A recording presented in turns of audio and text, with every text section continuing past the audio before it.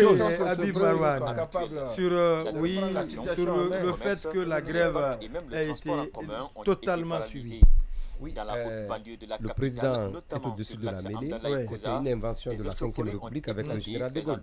Lorsque la crise avait commencé dans les années 70 avec la crise de l'école, de l'étudiant, donc il avait à l'époque dit juste que la Ve République plaidait à ce que le chef de l'État soit au-dessus de la mêlée. Mais pour le cas précis, je pense que Mamadi n'a pas de parachoc.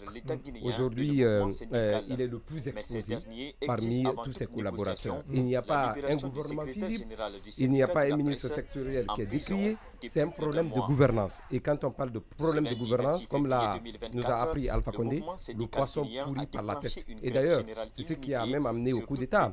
Quand on a voulu renverser le système, on a commencé par Alpha Condé.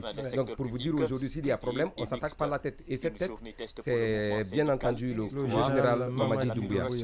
Par rapport à l'adhésion des populations, parce que le premier jour de grève, on a vu ce grand accompagnement de toutes les couches socio-professionnelles.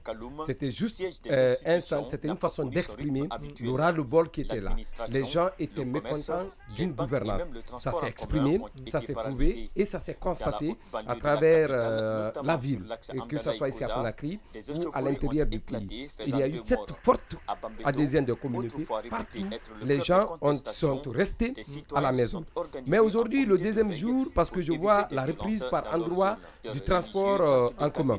Ce n'est pas parce que le syndicat des transports avait demandé aux gens de boycotter les manifestations. Vous savez, l'insuccès des différentes manifestations dans le passé, c'est du fait qu'on fait face à une économie dorante, à une économie journalière. Les gens de subsistance. C'est quand on travaille le matin, on mange le soir.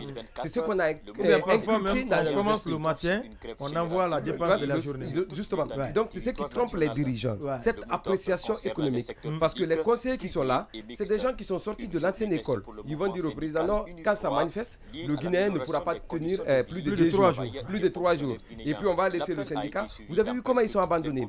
Il n'y a pas d'interface. Il n'y a pas d'interlocuteur. Et quand vous prenez la maison, je ne sais pas si c'est le Conseil national du dialogue social, ce n'est pas des gens qui peuvent valablement engager un État.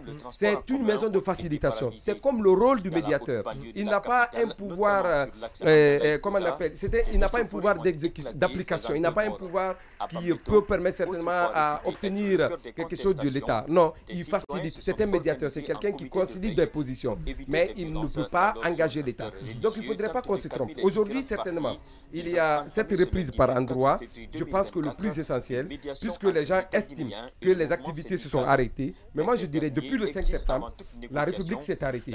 Et aujourd'hui, la République est à l'agonie. Il suffit juste de faire un tour.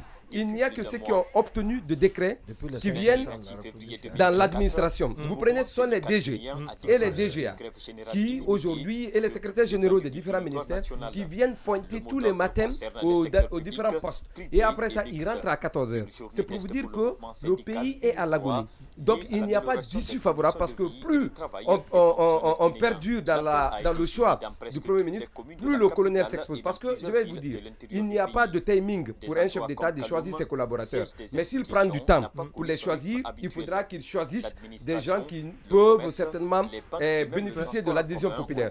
Aucun choix ne peut rester sans contestation. Aucun choix n'est facile. Ça suscite de l'indignation.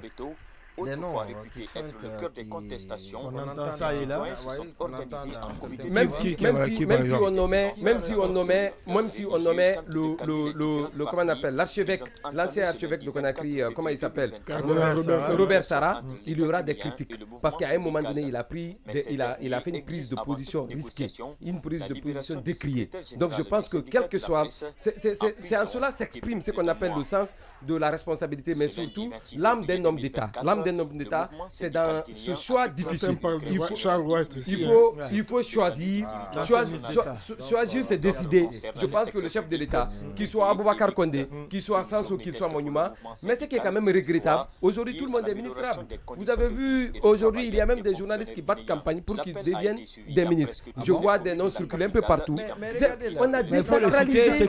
Mais ce n'est pas étonnant. Là où Domani Doré a été ministre, là où des gens ont été ministres, ministre, des gens qui n'avaient aucun mérite d'être portés devant à un niveau de responsabilité. Non, moi je ne cherche pas à être ministre, je ne cherche pas à être directeur, je ne veux pas de décret. Je pense qu'il est important qu'on laisse le soin au colonel de choisir ses collaborateurs. Les autres l'ont largement dit, jamais l'appel du mouvement syndical n'a été aussi suivi cette fois-ci depuis les temps Rabiatou et Fofana, on se rappelle, et tout ce qui s'est passé après, en tout cas les mouvements syndicaux qu'on a connus après ces deux, ça n'a jamais été entendu, l'appel n'a jamais été respecté comme ce fut le cas hier. Ça, je pense que c'est à l'unanimité, nous sommes tous d'accord là-dessus. Mais ce que je voudrais demander aux syndicats, parce que ça aussi c'est une autre stratégie, et il le disait tout à l'heure Marwan par rapport à l'économie, il faut permettre aussi aux citoyens de souffler un petit peu.